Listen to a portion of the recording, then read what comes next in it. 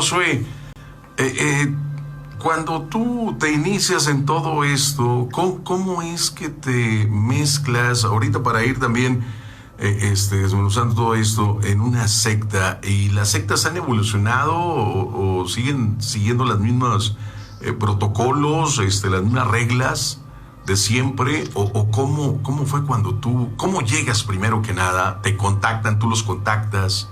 ¿Cómo sales también de todo esto? Ok, bueno, en Estados Unidos era muy común, por ejemplo, yo inicié en un grupo rotario. Bueno, a partir de ahí conocí a mucha gente que me decía, oye, me interesaría que participaras en una de nuestras ceremonias, te voy a presentar a nuestro presidente. Y después de ahí me di cuenta que a donde me habían invitado era a una... O sea, era normal, me invitaban a cuenta que me invitaban a una reunión donde hablábamos sobre alguna cuestión, sobre negocios, ¿no? Sobre cómo obtener financiamiento y cosas así. Ese fuera como el gancho, por así decirlo, ¿no? Para gente que tenía sus negocios, que tenía todo esto. A partir de ahí había una como preselección, ¿no? Te hablo ahí de meses, ¿no? Que pasaban. Para mí todo parecía normal. A partir después, cuando me presentan un presidente de una de esas asociaciones, haz de cuenta, los masones, fue la primera vez que llego ahí, había gente en túnica, había pues todo un sistema protocolario, a ti te hacen llegar una invitación donde te decía pues cómo era el protocolo, cómo podías ir vestido, qué ropa podías llevar, qué telas, o sea, qué material tendría que ser tu tela, todo eso se especificaba muy elitista, ¿no? Que no podías portar joyería, bla, bla, bla, ¿no? Que no podías llevar más ningún acompañante más que tú solo, y que te avisaba a ti si el evento estaba programado a las 12 de la noche de tal día, tú 6 horas antes sabías el lugar preciso, que te mandaban las coordenadas, o sea, muy secreto así. Ahí fue cuando me di cuenta que allí era un grupo sectario, del culto al demonio, tradicional. Eso se dice tradicional porque todo el rito de la ceremonia es tradicional, es como se cree que se hacía hace siglos y así se sigue replicando. Pero era un grupo, bueno, ya avanzando en los tiempos y todo eso, en donde pues ya vas no solamente como un oyente a estas ceremonias que después se convertían en misas. Imagínate, llegas ahí, te vas tú de túnica, vas todo desnudo, no vemos una túnica. Hay un momento en donde ciertas personas vas a alguien y te toca, como eres el elegido, vas para permanecer en la cena del Señor. Y los demás pues ya se despedían, recibían, había una ceremonia y se iban. Los que nos quedábamos, pues se emulaba una misa católica, por así decirlo, en donde habían rezos católicos y rezos en otras lenguas, en latín, muchas lenguas. Y se hacía la presentación te decía, como se emulaba la misa, ¿no? Lo que es la Santa Cena, la comunión, pero pues aquí lo que daban de beber era sangre. Entonces esta sangre contenía, pues seguramente algunas drogas, algunos alucinógenos, algo que alterara tu estado de conciencia, y tú dentro con los ruidos de la música y con los ruidos de los cantos, pues entrabas en un estado alterado de conciencia, empezabas a ver cosas. Yo muchas veces me vi levitando, literal, o sea, y observaba mi cuerpo, es decir, habían desprendimientos de tu espíritu, porque eran ceremonias ya de culto, o sea, ya había rituales muy pesados. Entonces, pues de repente ya las personas ya nos desprendíamos de la ropa, de nuestra túnica, pues, y ya nos enfilábamos a recibir una bendición y una marca del sumo sacerdote.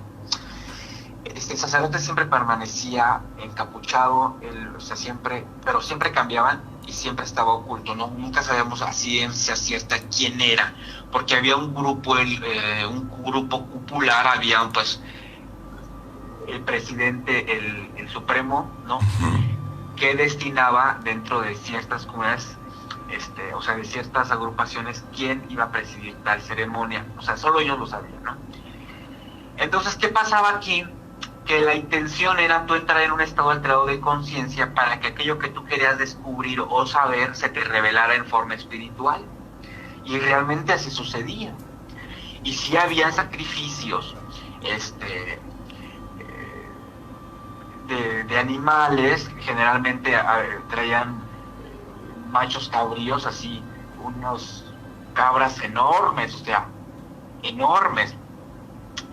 Y ahí se hacía sacrificio. Había una ceremonia, o sea, había muchos tipos de ceremonias, pero había una ceremonia, por ejemplo, de entronización, en donde se esperaba la presencia del demonio. Ok. Josué, ¿esta gente ya sabía quién eras tú? No. Estas personas no sabían quién eras. No sabían quién era, o sea, no.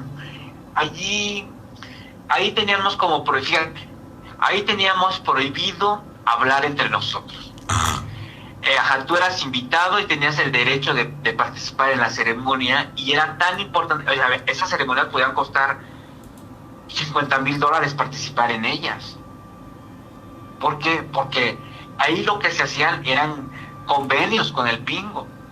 Realmente ahí el pingo se presentaba, el maligno se presentaba, y cada uno de esas personas pues les hacían sus peticiones de lo que fuera, restablecer su salud, longevidad, o sea, cosas así muy, muy complejas, pero o sea, son reales, o sea, eso es cierto. Hay muchas religiones, por ejemplo, la religión Yoruba o la de Ifá, que tienen ese mismo tipo de ceremonias, ¿no? Que no son tildadas de satanismo, pero que realmente son ritos muy parecidos, en donde tú buscas quitarte una enfermedad incurable, por ejemplo, y eso es real. O sea, y en nuestra actualidad eso sigue siendo, o sea, es latente, porque para la espiritualidad no existe el tiempo. Bueno, entonces, había eso, o sea, nadie sabía quién era Josué Velázquez. Nadie sabía quién era. Okay. Y cuando nos desvestía, ya nos quitábamos capucha y todo, pues nos veíamos, ¿no? Por eso fue que yo, muchos años después, reconocí gente, ¿no? O sea, reconocí gente, o sea, sin conocerla, ¿cómo te diré? La vi y dije, ay, este era de tal lado, ¿no? Y pues me empecé a asustar. Bueno, esas ceremonias de culto al demonio, de esos grupos sectarios, existen, pero son muy elitistas y no andan, no persiguen causar terror, ¿no? A comparación de otros grupos sectarios, por ejemplo en México o en Centroamérica, en donde a través o a partir del culto a una divinidad como la del demonio, sí causan daño, porque creen que al demonio le agrada pues todo eso que hacen. Entonces piensan que si tú matas más gente, pues vas a agradar más al demonio, cuando no es así. Es decir, y hay muchos grupos sectarios, los más peligrosos, que como no tienen un principio dogmático. ¿Qué quiere decir esto? Como no tienen reglas, no tienen principios, no saben ni siquiera de dónde surgió su culto, pues lo modifican a diestra y siniestra. En un caso concreto, no, fíjate la comparación. Los caballeros templarios, que se originan con el surgimiento de la familia michoacana, que no fue muy prolífera, sí estableció, te decía, principios dogmáticos, principios de religiosidad, del culto a una persona que era nazario. A él lo matan, entonces lo hacen santo, se roban el cadáver, lo hacen santo De hecho, hasta se editó un libro, ¿no, Josué? Que era así como su guía, su evangelio, era como ¿no? su evangelio según los caballeros templarios. Entonces, Servando Gómez, alias La Tuta, al que yo en persona lo vi una vez, bueno, te voy a hablar de esa experiencia, pero para no desviarme, él forma principios y dice, nosotros rendimos culto, pero él, además, Servando Gómez tenía conocimientos de Palo Mayombe. Okay. Él conocía el culto a los muertos, sabía que los difuntos pueden intervenir en estas, o sea, intervenir espiritualmente en muchas cosas. Por eso rescatan el cuerpo, lo ponen en una estatua y hacían toda una ceremonia. O sea, te reclutaban y hacían hasta pozole de sus víctimas. Órale. Y comían corazón de niños para adorar a esta imagen. Es decir, había una gran deformación, sin embargo, había principios. Los caballeros templarios no podían drogarse, ni tomar, ni siquiera fumar. Eran sus principios, cuidar su cuerpo como un templo, ¿no? Cosa que hace otros grupos sectarios, ¿no? Otros grupos que ahí lo que hacen es pues la consumición de drogas, estupefacientes, alcohol, todos los vicios, porque sus divinidades, según ellos creen, es lo que les exige. Okay. Por eso es lo que más asusta y lo que ha desatado una ola enorme de violencia en México, por ejemplo, ¿no? En países de Centroamérica también existe, pero bueno, hablamos ahorita de México. Te decía, es como un católico, tenemos mandamientos, sabemos qué debemos y no hacer, y en eso nos guiamos, ¿no? Pero ellos como no dicen, pues si está bien o no esto, si está bien o no lo otro, hacen de todo. Y entonces estos cultos empiezan a sufrir muchas deformaciones, derivado en excesos extraordinarios, espeluznantes. Que muchas veces, Josué, aquí cuando estás en una secta y se hace ya fanatizada, que ahora sí que rompe con las mismas reglas, ¿no? de la secta, ahí ya está lo peligroso. Sí. Como lo hacía este hombre cubano, por cierto, que también tenía Constanzo. Ajá, Constanzo, el llamado narcosatánico, él era un sacerdote, él era un tata de Palo Mayombe, o sea, un sacerdote, pues. O sea, en la Iglesia Católica le llamamos a un teólogo, un sacerdote católico, ¿no? Que ha recibido sus consagraciones en la religión. En el Palo Mayombe, una religión de origen africano, se le llama Tata Nganga. Es decir, es un brujo que a través de la manipulación de la energía de un muerto, de un difunto, es capaz de manipular muchas cosas. Y entonces Constanzo, con ese poder, por así decirlo, empieza a traficar droga porque él lo relatan sus cómplices, sobre todo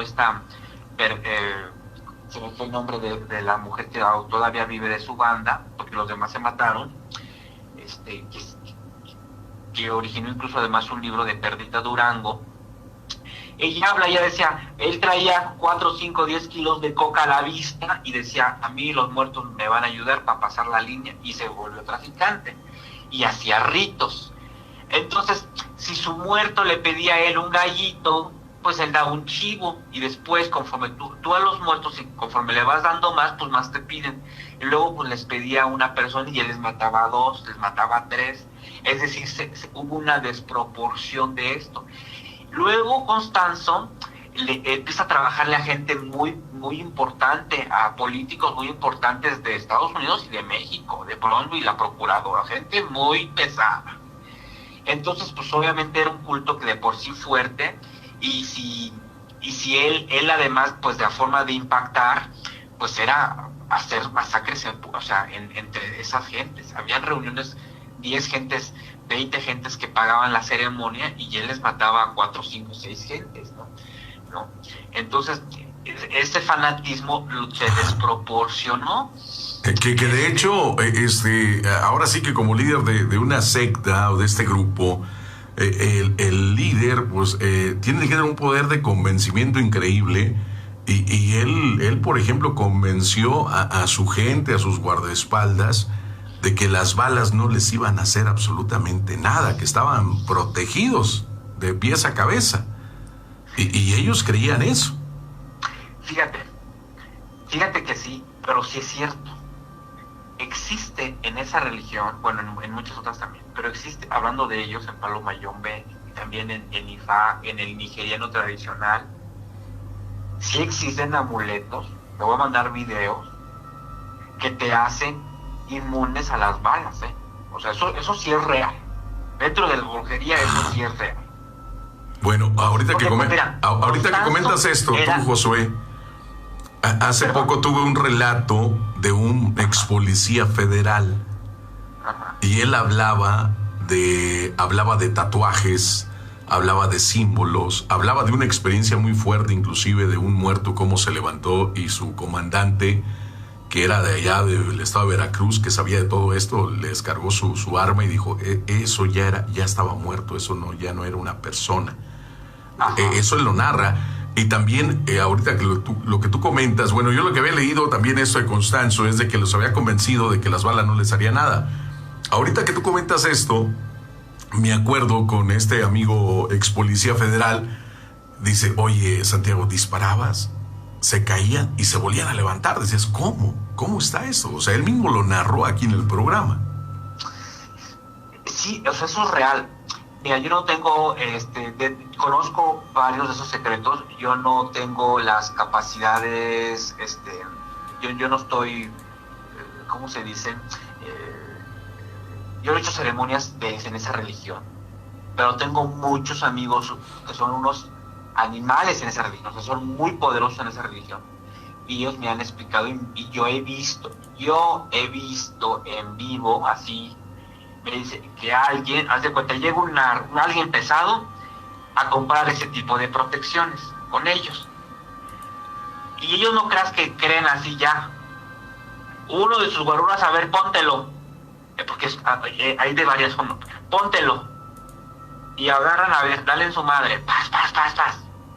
Increíble que a 2 metros no le den las balas. Las balas salen. Una vez vi que la pistola se encasquilló a la primera. Y después, pero he visto como tas, a 2 metros, increíble cómo las balas salen porque se ve cómo pegan a los lados, ¿no?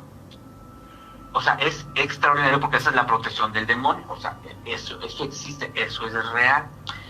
Pero el convencimiento que un líder de los grupos sectarios estimula y fomenta en su congregación es real. Dentro de psicología existe un estudio muy importante que habla sobre la entonación, sobre la gravidez, sobre el tono de la voz, todo eso. Lo que alguien en el que va a estudiar oratoria, que son cursos además que muchos políticos toman en universidades muy importantes, estos líderes sectarios a veces sin estudio lo tienen de forma natural, es saber cómo hablar. Hablemos de Hitler, por ejemplo, ¿no? Que era su mejor arma. Sí, no, era una cosa extraordinaria. Dicen, pues sí, ese señor sí debió de haber tenido un pacto con alguna entidad, porque era extraordinario. En su juicio, cuando él llama a una alzada armada, lo perdona, ¿no? Porque convenció a todos, hasta a los propios acusadores, ¿no? De que su causa era justa, increíble, y aunque no lo fuera, ¿no? Eso se llama grado de convicción. En el caso de Constanzo, y como en el caso de muchos grupos sectarios religiosos, los mueve un principio ideológico fundamentado en la creencia de algo. Es como la guerra cristera. En la guerra cristera decían, tú vas a matar y no va a ser pecado porque vas a matar en nombre de Dios, vas a defender la religión, y la gente se da con esa convicción. Y pues sí, muchísimos murieron muchísimos. O sea, cobró 2 veces lo que la revolución en 3 años de guerra. O sea, es una cosa extraordinaria, porque la religión es además muy poderosa. Entonces Constanzo hacía, a su vez, a su gente que lo rodeaba, los involucraba en la religión. Se sabe que sus guarros todos eran sacerdotes propios de la religión. Entonces, esa convicción, ¿no? y del ver constantemente pruebas del poder que se ejercía a través de la religión, hacía pero te decía, eran grupos muy compactos. Constanzo nunca buscó crear una iglesia, a diferencia de otros grupos sectarios todavía vigentes en México, de origen mexicano y también importados, como en Brasil, como la Luz del Mundo, como la de Pare de Sufrir, como la Iglesia Universal, como la Columna de la Verdad, que son iglesias que vienen del Brasil, que vienen de allá. Pues aquí se ha importado. ¿Qué hacen estos grupos sectarios? Atacan un punto vulnerable de las personas y en la sociedad. Mira, de acuerdo a los estudios en sociología y todo, se ha encontrado una que es muy constante, que las personas de bajos recursos son los que más fácilmente caen. ¿Por qué? Porque como han estado viviendo bajo una religión, hablemos de la católica, aunque no siempre, pero hablemos de la católica, pues ellos no han visto tal vez cambios en su vida y de repente en la calle ven propaganda, o como tú decías, en la televisión, en desplegados de periódico, de una nueva fe, pues los atrae. Ese es su gancho, la superación financiera. Entonces tú ves en esas sectas en donde te dicen, y vamos a traer te vamos a dar un grano de la arena del Mar Muerto, te vamos a traer la sábana santa que estuvo en exposición ante la original, y cosas así. Y el líder somete a las personas, ataca su subconsciente y realmente los hace ver esas cosas. ¿Por qué? Porque los sugestionó, y a partir de esa sugestión es que se hacen adeptos. Y dicen, y tú no tengas miedo, ¿no? Y como tú decías, a ver quién es el valiente que se va a quedar sin comer, o va a dejar sin sueldo a sus empleados, o va a dejar sin gasto a su esposa porque se lo va a brindar a Dios. O sea, te engañan, porque Dios no necesita dinero. Y esos líderes prácticamente se venden como si tuvieran un teléfono directo con Dios el Creador, cuando no es así. Que en muchas sectas los líderes se autoproclaman que Dios les habló, o otros en una secta que estaba yo leyendo, él decía que era un ángel, pero como dices tú, hay sectas muy, muy exclusivas que no cualquiera puede estar en ese sitio. Pero fíjate, muchas veces, Josué, son invitados, por ejemplo, cuando a ti te invitan a este lugar, a esta secta, que dices, oye, pues ven y conoce el poder del Señor. Tú dices, oye, pues ¿cuál Señor, verdad? Si no veo ninguna imagen religiosa, o sea, ¿de qué Señor me estás hablando?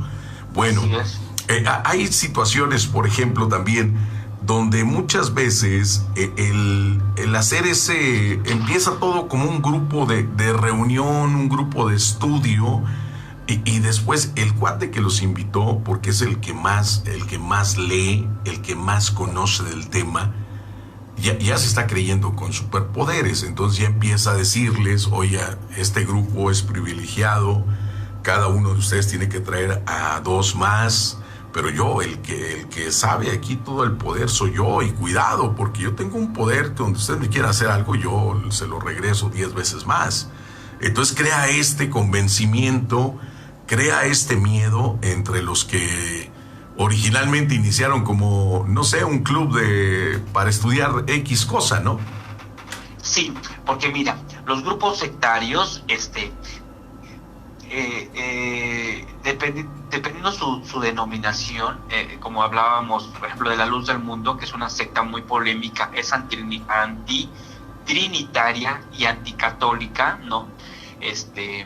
Se basan en la ayuda al prójimo, según, pero se autosustenta, es decir, se autofinancia, y está muy destinada a los grupos vulnerables de México, o sea, los lugares más pobres, ¿no?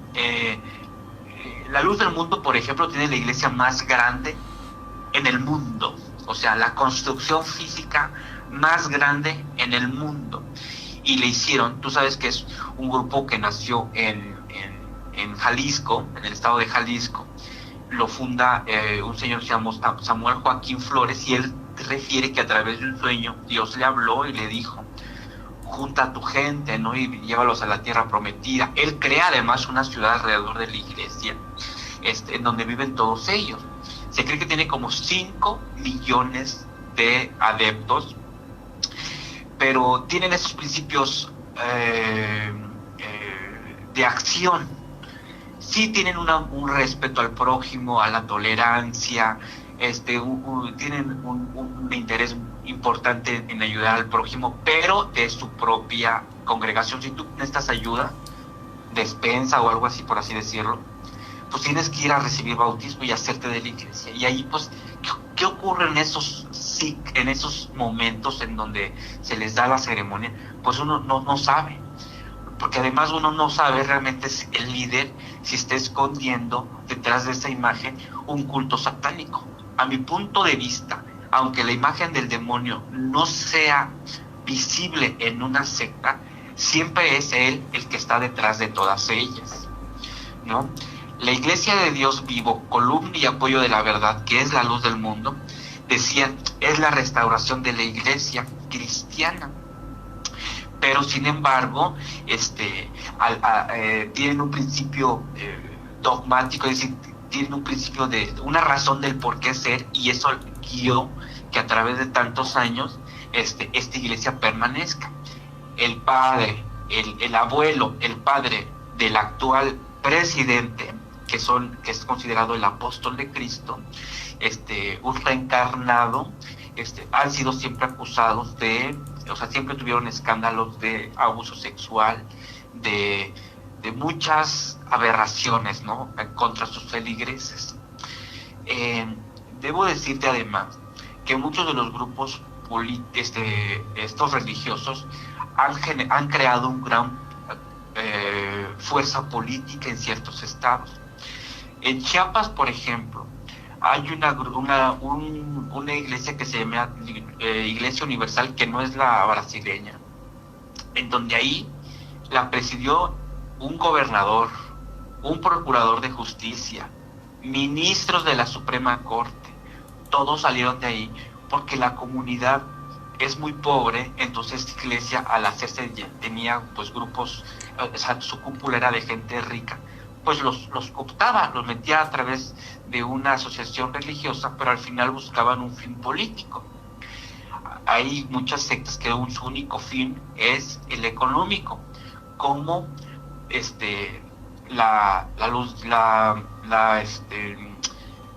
Pare de Sufrir, por ejemplo, ¿no? Como tú decías, ¿cuánto cuesta media hora, una hora diario en cadena nacional de televisión? Es un dineral increíble. Pues bueno, sale de todos lo que los feligreses le dan, ¿no? Sí, te digo, y eso salió publicado en una columna, no me acuerdo del periódico, pero es de los más importantes en la Ciudad de México, bueno, a nivel nacional, y el reportero narra su experiencia, ¿no? Él fue a investigar, y luego ya cuando él se queda allá al servicio, ve todos los sacrificios de 50, de 40,000, de 30, dice, ya las limosnas eran de 5,000 para abajo. Entonces ya dijo, no, pues ya, ¿qué me quedo? Pues ya sé de dónde sale. Y de hecho él entrevistó a una persona que le dijo, oiga, dar 50,000 pesos así. Dijo, sí, es que yo di los 50,000 porque se murió una familiar y me dejó una herencia de 150,000. Entonces ahí está el premio de Dios y por eso vengo a dar este sacrificio de 50,000. Sí. Sí, fíjate, una de las características de los líderes es lo carismáticos. Se llama, son líderes carismáticos, es decir, que irradian todo lo que la gente quiere ver: paz, apoyo, amor, ¿no? Aunque sea muy, ¿cómo decirlo?, aberrante, pero son líderes carismáticos, es decir, tienen la capacidad de convencer. Por ejemplo, los caballeros templarios hacían incluso un librillo o como un periódico que circulaba por Apatzingán, por muchos municipios de Michoacán, para adoctrinar a la gente que no era templaria, porque ellos también eran elitistas, ¿eh? Entonces, esta propaganda que buscaba, pues el reconocimiento y la aceptación popular, ¿no? ¿Qué hacían ellos? Servando Gómez, alias La Tuta, pues regalaba dólares, les daba trabajo, es decir, se enfocó a cubrir necesidades primarias importantes de pueblos olvidados. Les ponía escuelas, les rehabilitaba caminos, les prestaba para las semillas, pero eso sí, después venía el cobro. Es lo mismo que hace la luz de la iglesia esta universal. Te presta para que pongas negocios de pizzerías, pollerías, rosticerías, panadería, pero te engancha con su diezmo, ¿no? Y te manda auditores a ver cuánto vendiste. Entonces le toca tanto a Dios. O sea, los persiguen un fin económico totalmente, ¿no?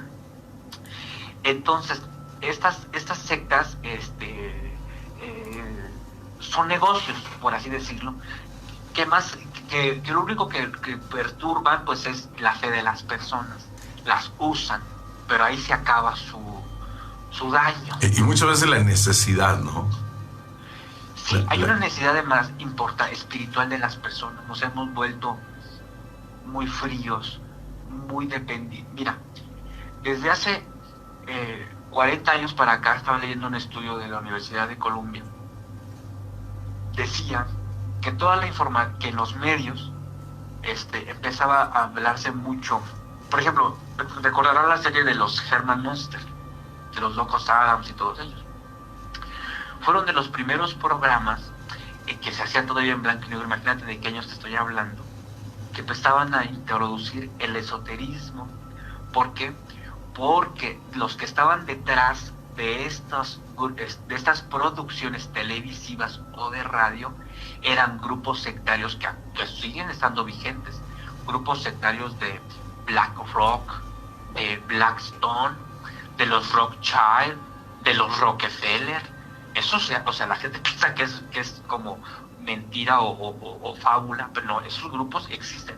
Son familias que hasta donde se sabe, porque en sus propios sellos heráldicos, o sea, en sus historias de familia, eran gente de culto al demonio, ¿no? Que obtuvieron sus riquezas y que prospegaron. ¿Qué buscaron estos grupos sectarios?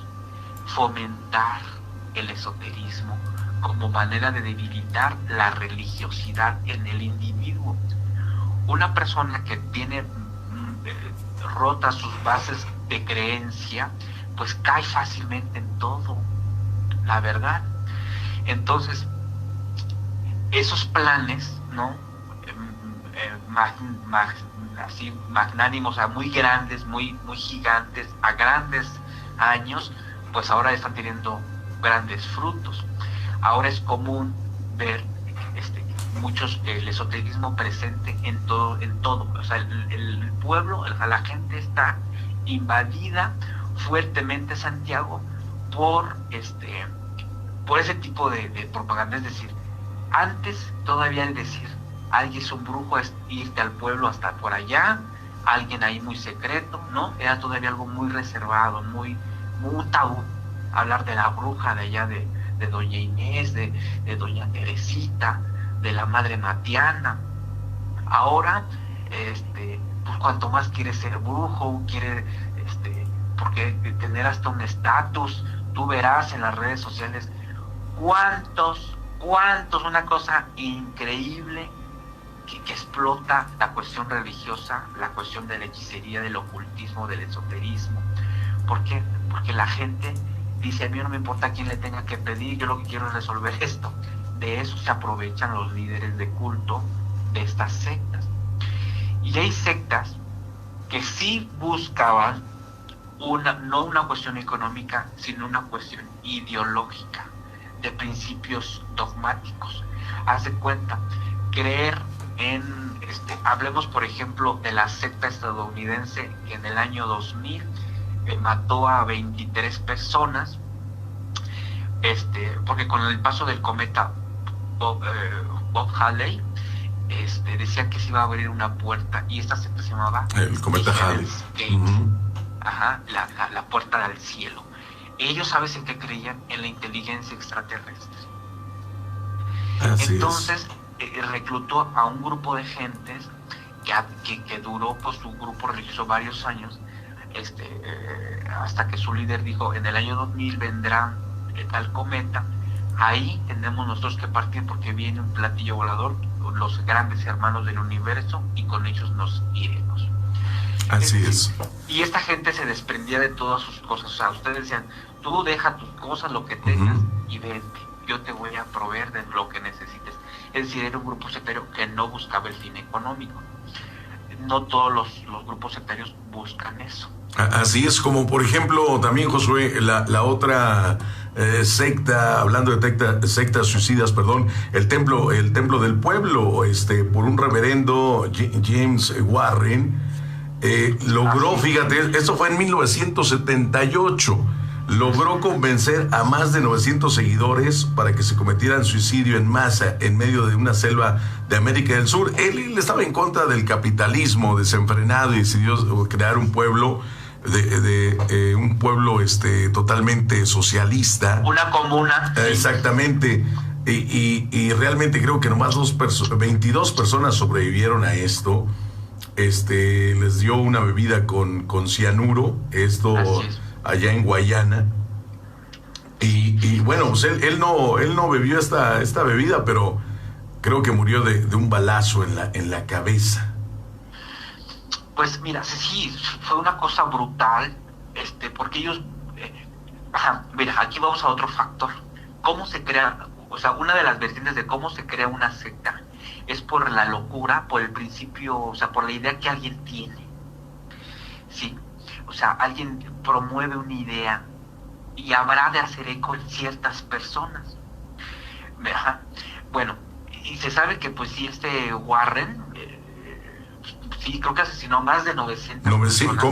Convenció a 900 personas para que ya no podían estar en este mundo tan capitalista, y los convenció, y creo que nomás sobrevivieron 22 personas, lograron, pero fíjate, convencer a 900 personas de esto.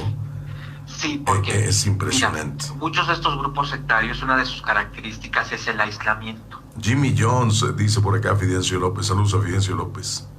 Saludos. Hay en México todavía la Nueva Jerusalén. Ahorita voy a hablar al respecto. Ok. Es una comuna. Vamos a una pausa comercial, Josué, y regresamos. ¿Ok? Sí. Muchísimas gracias. Estamos en vivo a través de la frecuencia líder. Pausa y volvemos con más.